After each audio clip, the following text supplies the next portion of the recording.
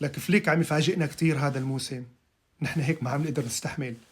يعني فليك اللي ما كنا ناطرين منه شيء هذا الموسم فاجأنا بكتير أمور. فاجأنا باللياقة العالية للاعبين برشلونة، فاجأنا بالبنية الجسمانية اللي لاحظنا كلياتنا بتغير البنية الجسمانية للاعبين برشلونة. فاجأنا انه ممكن نحصل على بطولات، وحصلنا من بيناتنا كأس السوبر يلي كنا نحن ما ناطرين شيء من نادي برشلونة هذا الموسم. اليوم عم فاجئنا بوضعه للافتة بغرفة ملابس لاعبين برشلونة بالمدينة الرياضية مكتوب عليها الجملة التالية: سنفوز بالثلاثية.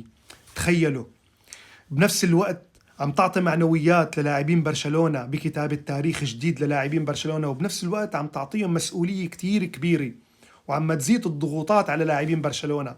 بس لاعبين برشلونة بهذا المستوى اللي عم يقدموه حقهم يحلموا بالثلاثية التاريخية، حقهم يحصلوا على الثلاثية، وحق فليك ياخذ الثلاثية.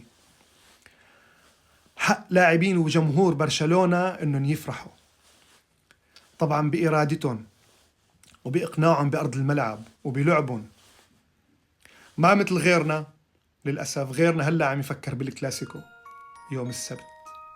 هذا هو تفكيرهم، وتفكير فليك بالثلاثية. كم أنت كبير يا فليك، لك كم أنت كبير يا نادي برشلونة ويا جمهور برشلونة. تحية كبيرة لجماهير برشلونة.